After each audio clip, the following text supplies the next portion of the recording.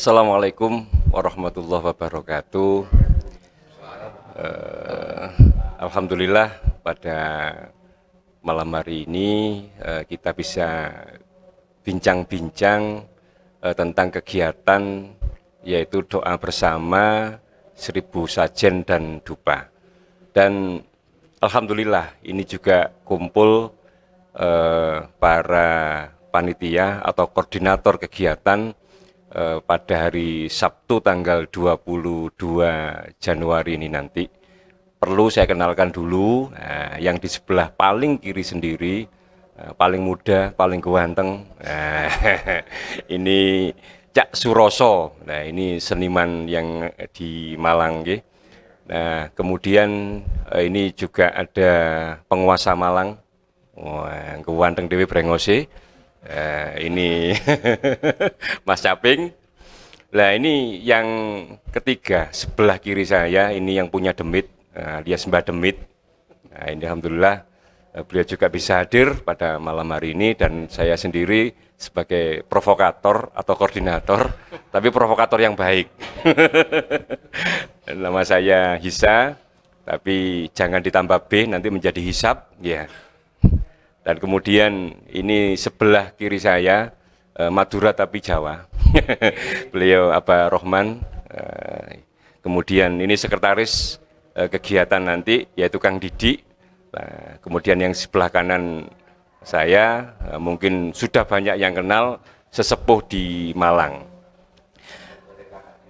Ya, nah perlu diketahui bersama bahwa kita punya kegiatan, yaitu yang namanya doa bersama dengan 1000 sajen dan dupa, yaitu doa bersama dan juga nanti ditutup dengan doa lintas agama. Maksud dan tujuan kegiatan ini yang pertama adalah biar kita semuanya mengenal apa itu sajen, karena nanti di acara ini juga lebih banyak tentang edukasi, edukasi nanti lebih detailnya biar dijelaskan oleh Mbak Demit sama Ki Suroso. Kegiatan ini dilaksanakan pada tanggal 22 Januari jam 7 malam, yaitu tepatnya di depan Balai Kota Malang di Bundaran Alun-Alun Tugu. Kegiatan ini juga banyak nanti dihadiri oleh komunitas seni dan budaya yang ada di Malang Raya, juga nanti akan dihadiri oleh saudara-saudara kita dari lintas agama, baik itu Kristen, Buddha, Hindu, dan lain-lain. Ini sampai ke prusut-prusut, ini saking howone kanan kiri kulone lebih kuat timbangan di kulon ini. Iya. Ini. Dan alhamdulillah persiapan kita per hari ini sudah matang, karena banyak teman-teman yang mendukung kegiatan ini, termasuk juga para seniman dan budayawan ini. Dan untuk tujuan yang paling utama kegiatan kita pada tanggal 22 ini adalah kita menginginkan Malang ini damai, Malang Raya ini adem, ya, dan Malang Raya ini guyub rukun. Nah, ini, dan ini juga kami mengundang untuk warga Malang, kemudian khususnya untuk saudara-saudara kami seniman dan budayawan yang ada di Malang Raya. Ayo kita hadir berdoa bersama-sama pada tanggal 22 nanti ini. Dan ini alhamdulillah juga ini persiapan-persiapan ya setinggal 20%, insya Allah akan terlaksana dengan baik. Dan juga kami mohon doa khususnya untuk warga Malang Raya agar pada tanggal 22 nanti ini kegiatan yang kita laksanakan bisa berjalan baik dengan lancar. Dan ini secara teknis, dan kemudian nanti apa sih tentang dupa, kemudian tentang sajen. Nah, ini biar dijelaskan sesuai dengan ahlinya, yaitu Mbak Demit sama Ki Suroso. Nah, ini siapa dulu? Sud? Oh ya, berarti yang sepuh dulu katanya. Nah, inilah orang Jawa itu selalu mendahulukan yang sepuh dulu, ya. Monggo Mbak Demit. Karena ada kemungkinan yang sepuh itu mendahului. Tuh ngomel. Assalamualaikum warahmatullahi wabarakatuh. Alhamdulillah wa syukurillah la haula wala quwata illa billah. Rahayu, rahayu, rahayu, sagung dumati. Suatu hal yang menarik yang digagas oleh Gus Isa berserta rekan-rekan ini yang biasanya cangkruan ngaji embongan pada tanggal 22 hari Sabtu nanti malam minggu kita mengadakan satu kegiatan yang mana dalam kegiatan ini melibatkan lintas agama. Itu ya, ini hal yang sangat penting untuk menunjukkan bahwasanya Malang itu adem, ayem, tentrem. Tidak ada urusan-urusan yang intoleran. Di Malang tidak ada hal semacam itu. Kita akan tunjukkan kepada khalayak di luar sana, Malang patut dicontoh dalam hal untuk urusan toleransi. Nah, kenapa sajen yang dijadikan tema oleh para penggagas bukan berarti ada kaitannya dengan yang kejadian kemarin. Sebetulnya tidak ada sama sekali. Hanya satu momen yang kebetulan saja. Perlu adanya satu edukasi kepada generasi muda khususnya untuk memahami apa itu sajen. Untuk memahami satu pengertian tentang sajen itu dibutuhkan kecerdasan. Tidak hanya bisa dilihat dari wujudnya saja, kemudian direka-reka sendiri, tidak. Tapi butuh kecerdasan di dalam mencerna yang namanya sajen. Sajen adalah satu bentuk tatanan yang dilakukan oleh para leluhur kita, yang mana sajen ini mengandung 3 aspek.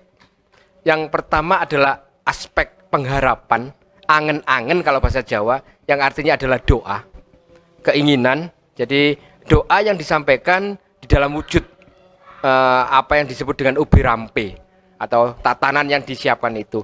Nah, ini kalau di dalam tataran Jawa disebut sajen iku donga muno ning ora muni. Jadi wujud dari doa yang tidak berbunyi, dalam arti tidak diucapkan.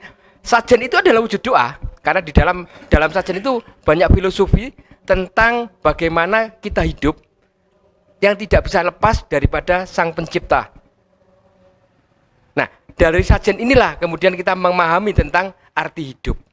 Itu yang pertama, bahwa sajen itu adalah pangangen-angen dalam arti harapan atau doa. Yang kedua, sajen itu adalah pangiling-iling, pengingat diri. Karena komponen-komponen yang ada di dalam sajen itu adalah satu bentuk ajaran bagaimana orang tua leluhur kita dulu itu mengingatkan pada kita ini untuk hidup di dunia itu harus seperti apa. Satu contoh dengan tebu, pari, jagung. Nah, ini satu komponen yang tidak bisa dilepaskan. Karena ada filosofi yang sangat luar biasa bahwa tebu itu menunjukkan niat yang baik. Kemudian pari itu menunjukkan bahwa ketika kita sudah mempunyai niat yang baik, maka pasti akan mendapatkan anugerah Tuhan. Kita akan mendapatkan anugerah Gusti, peparingane Gusti. Maka diwujudkan dalam bentuk pari. Nah, pari itu kalau semakin berisi, maka dia akan semakin menunduk. Artinya, nek rezekimu akeh, kalau rezekimu banyak, ya jangan lupa dengan orang-orang yang di bawah, orang-orang yang kekurangan dan sebagainya. Jadi diharapkan dengan pengingat-ingat itu agar kita tidak lupa diri. Nah, kemudian ada jagung. Jagung itu sebagai melambangkan agar ketika kita punya jabatan, kita punya kekayaan, jangan adigang-adigung. Artinya jangan sok pamer kekuasaannya, pamer kekayaannya, mentang-mentang. Kalau orang Jawa bilang dumeh. Nah, makanya kalau orang Jawa itu kalau mipil, jagung itu kalau dipipil, tidak semuanya ada di tangan. Nanti dilepas dari tongkolnya itu. Nah, itu enggak akan semuanya ada di genggaman. Pasti ada yang meloncat. Itu menunjukkan bahwasanya rezeki yang kamu terima itu sebagian adalah hak orang lain yang harus kamu berikan. Artinya di sini ada pengiling-iling, pengingat diri, ajaran dari leluhur bahwa rezeki yang kamu terima sebagian harus kamu sedekahkan. Nah, ini kan jarang dipahami hal-hal semacam ini. Taunya kalau yang seperti itu ngasih makan demit, berarti makin saya ya. Ngasih makan saya ya. Jadi pun tidak seperti itu. Harus dipahami bahwa itulah sebetulnya bagian dari ajaran leluhur kita agar kita menjadi manusia yang setidaknya ingat akan jati dirinya. Yang komponen yang tidak bisa ditinggalkan yaitu jenang sengkolo, bukan bubur ya. Jadi pemahamannya kalau bubur nggak ada makna, tapi jenang. Jenang itu dari kata jejerane kang maha wenang. Jadi kita hidup ini, menungso ini, manusia ini hanya sebatas wayang. Jejeran. Nah, artinya ada yang menggerakkan siapa? Dalangnya. Dalangnya siapa? Sudah pasti adalah Tuhan yang Maha Esa, yang Maha Kuasa. Nah, ini kemudian di sana ada jenang sengkolo, di mana ada warna merah dan warna putih. Ada warna putih dan warna merah. Itu sebagai filosofi kita diingatkan bahwa adanya kita ini tidak bisa lepas dari yang namanya getih ibu yang berwarna merah dan getih bapak yang berwarna putih, yaitu sperma. Nah, ketika itu kita sajikan, artinya mengikatkan diri kita bahwa adanya kita karena adanya orang tua kita. Maka dari itu jangan lupa kita untuk selalu mendoakan orang tua kita. Nah, masih banyak kalau bicara sajian, kalau dikupas tidak cukup waktu 1 malam. Panjang sekali. Ini adalah sebagian dari apa yang ada di dalam sajian itu sendiri, bahwasanya sajian itu adalah sesuatu yang sangat luhur, di mana leluhur kita dulu membuat itu sebagai 2 aspek sudah saya sebutkan, adalah doa, yang kedua adalah pangiling-iling atau pengingat diri, dan yang ketiga itu adalah untuk keselarasan alam. Nah, ini yang oleh bahasanya keselarasan alam ini kan, kita hidup ini kan tidak hanya manusia saja.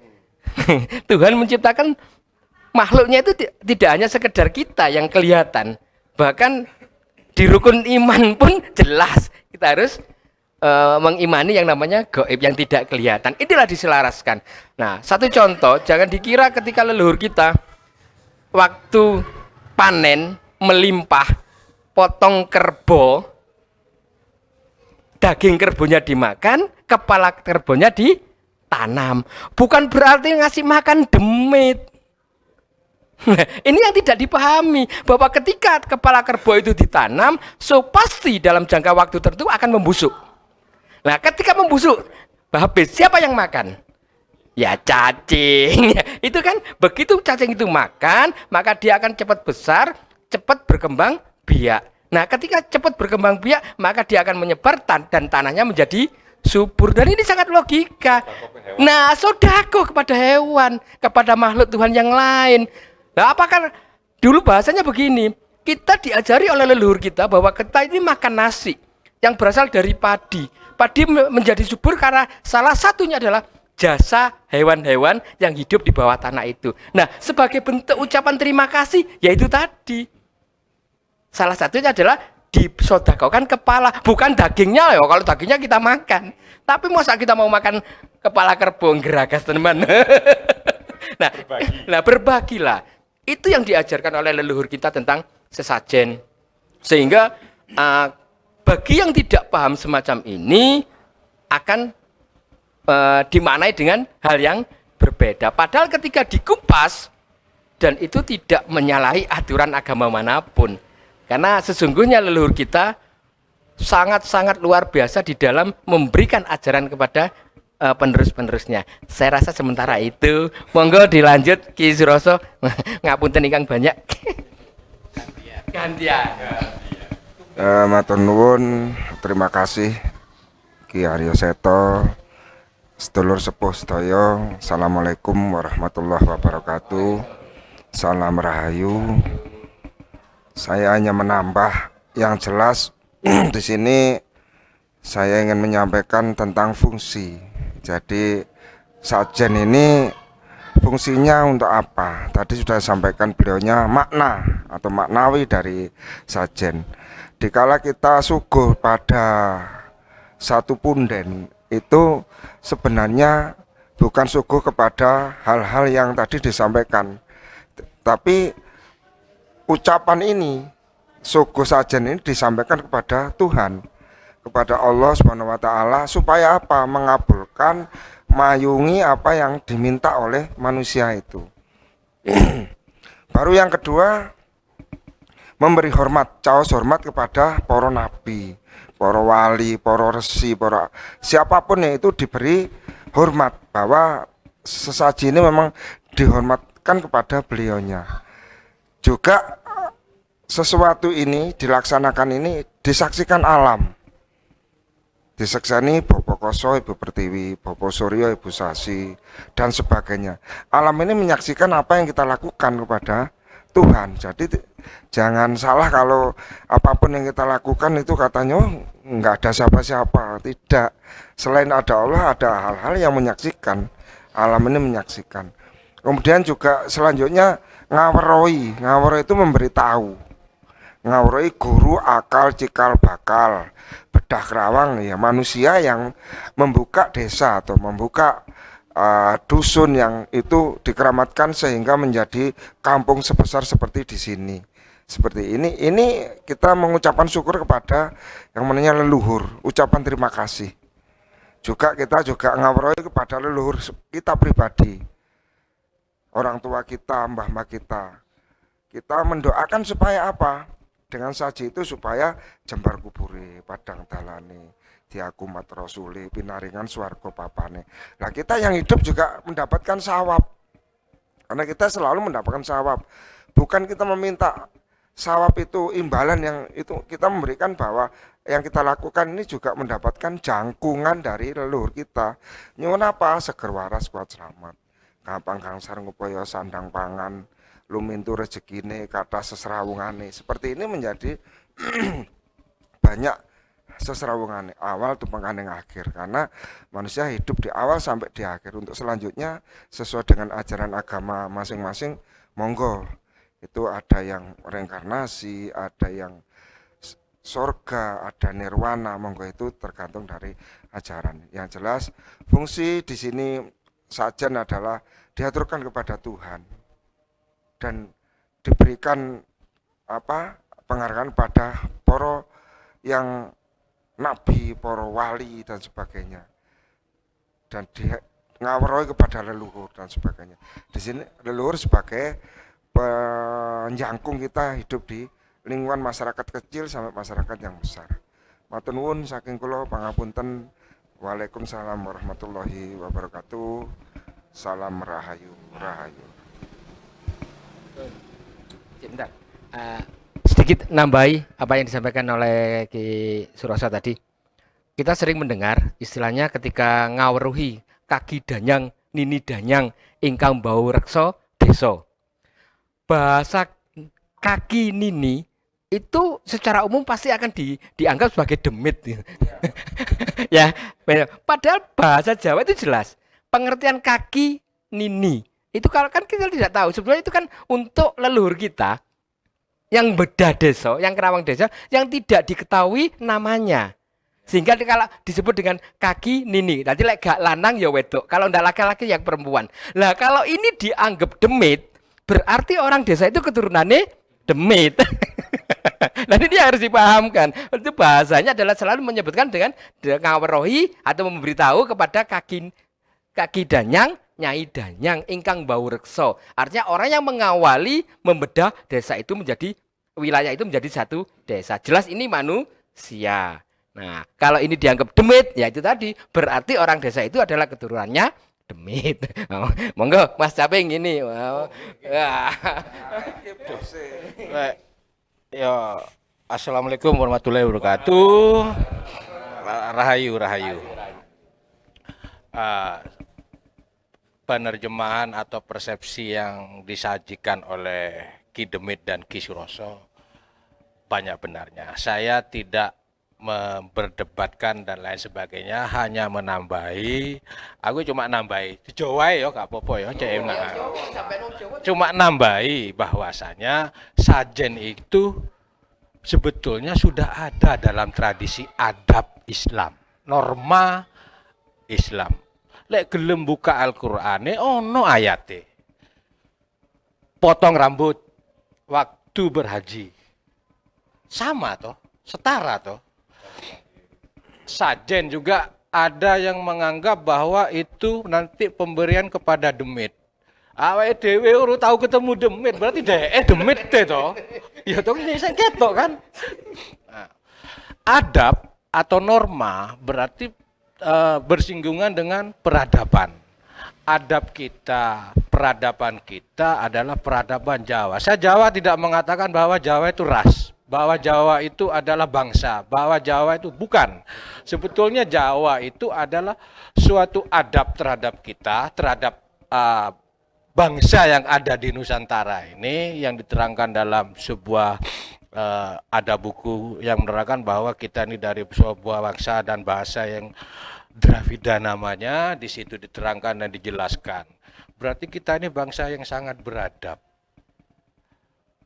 Jadi sangat menjunjung tinggi norma-norma. Kemudian timbul yang namanya intoleransi dalam beragama. Agama itu muncul kan dari keyakinan. Ya, berarti keyakinan mereka yang dibawa dari seberang itu merusak adab kita. Yang seharusnya dilakukan seperti ini, yang harusnya dilakukan seperti ini. Apakah dulu Wali Songo itu datang ke Nusantara ini merusak adab? Tidak toh.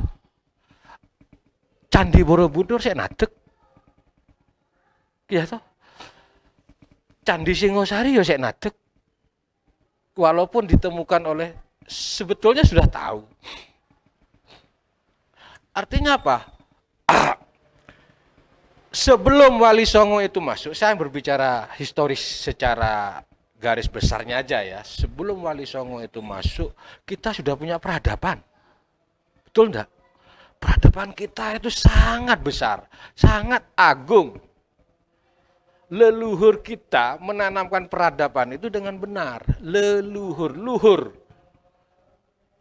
Bukan orang yang meninggal kemudian, ini bukan leluhur kita, leluhur yang sangat agung itu menanamkan sebuah peradaban yang sangat bagus.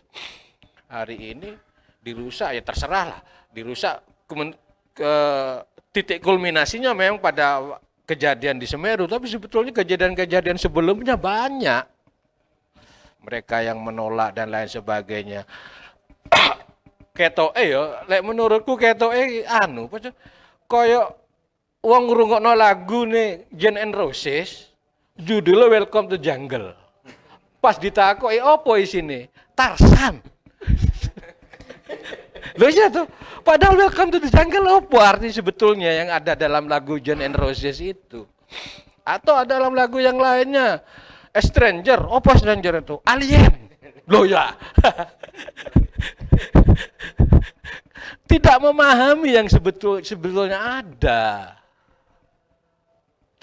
Kemudian mereka juga ngomong, loh, Nabi Muhammad dulu juga menghancurkan berhala-berhala di Mekah.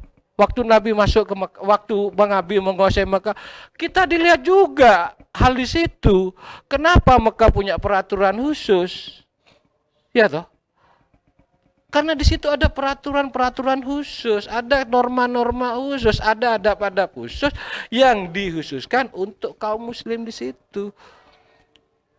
Orang lain selain beragama, selain berkeyakinan muslim dilarang masuk di Mekah. Berarti kan hal-hal yang di luar adab norma keislaman, adab norma kenabian tidak boleh ada. Di luar Mekah, ono toh. Tradisi-tradisi ini Mekah, tradisi-tradisi ini orang Arab juga sama, sajen, dupo. Kalau kita mengatakan menyan dan dupo hampir setara toh.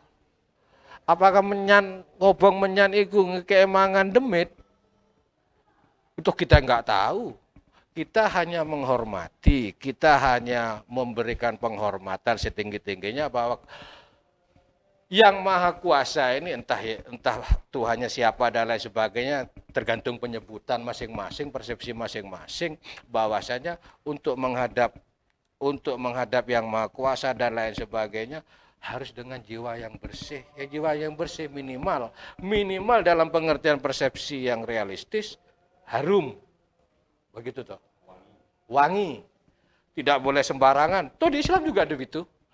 Di agama yang lain, bukan di peradaban yang lain juga seperti itu. Kenapa hari ini ada sebuah peradaban yang telah kita bangun ribuan tahun, kemudian kita harus tunduk pada sebuah peradaban yang peradabannya biadab loh nanggono. Ya toh faktanya. Ini hanya sekedar mari kita berdiskusi dengan baik, berdiskusi dengan bijaksana, tidak harus menghujat, tidak, tapi kita memberikan pengertiannya. Lek kon gak setuju, yo nyingkri yo, kan gitu tuh. Kon gak setuju Pak, kon gak setuju nyelatu. Wis gak urun nyelatu ya. Maitu. Wis gak riwa-riwi. Nyai maitu nyelatu. Apakah itu adab kita? Adab kita hari ini harus dikembalikan lagi, direvitalisasi ke depannya bagaimana agar ke depan ini tidak muncul hal-hal seperti ini lagi. Bukan kita langsung membentengi kemudian kita memerangi, tidak, kita memberikan edukasi, memberikan pemahaman, itu loh adab kita. Para wali datangnya seperti ini, para nabi datangnya seperti ini. Bangsa kita ini peradabannya luas, agung luhur. Terus Islam belum masuk. 90% hari ini Nusantara semua penduduknya Muslim. Lah kok iso?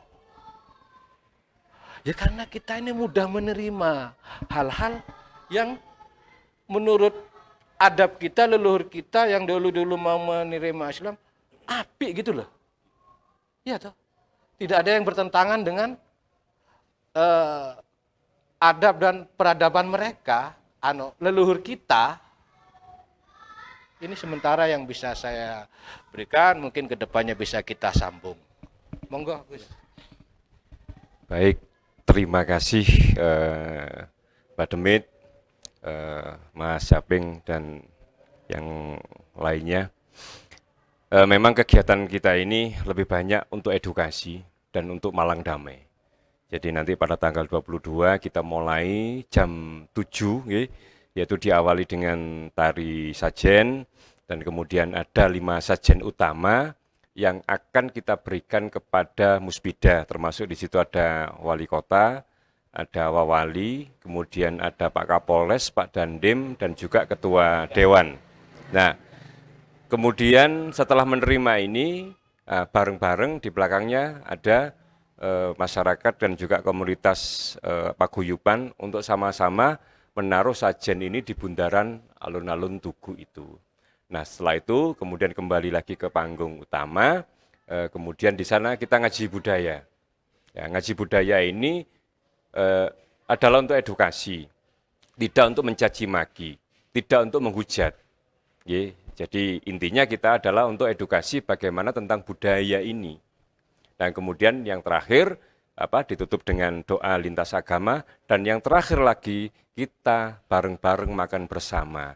Jadi itulah kerukunan kita yang ada di Malang ini. Dengan ditutup makan bareng-bareng ini, di situ tidak ada sekat, itu pejabat, itu rakyat, nah, itu siapapun, kita makan bareng-bareng nanti di akhir acara. Dan memang kegiatan ini kita awali dengan ngaji embongan atau cangkruan. Cangkruan itu bahasanya adalah kita ini kumpul-kumpul sambil kita berbagi ilmu. Dan kemudian ada bahasa lagi di situ ngopi. Ngopi itu adalah ngolah pikir. Ngolah pikir itu kalau kita sudah ketemu cangkruan, ayo ngomong sing api-api, ora usah rasan-rasan, ora usah gibah. Ya. Dan kemudian ngudut. Nah, kalau kita sudah ketemu, kemudian ngopi, kemudian ngudut, ngurangi dosa. Kita ngomong baik-baik, gak rasa-rasan, ya enggak dosa. Kemudian yang terakhir adalah ngaji. Ngaji ini ben awake aji. Ya, kalau kita sudah ketemu, berbagi ilmu, diskusi dan lain-lain, punya ilmu, dan ilmu ini kemudian kita praktekkan yang baik-baik ini, nah kita diajeni, disungkani sama orang lain. Nah inilah mungkin yang perlu kita jelaskan, dan ini penjelasan ini saya kira sudah cukup, kurang lebihnya mohon maaf. Yang terakhir, tetap semangat, jangan bosan jadi orang baik, tetap tersenyumlah. Assalamualaikum warahmatullahi wabarakatuh. Rahayu.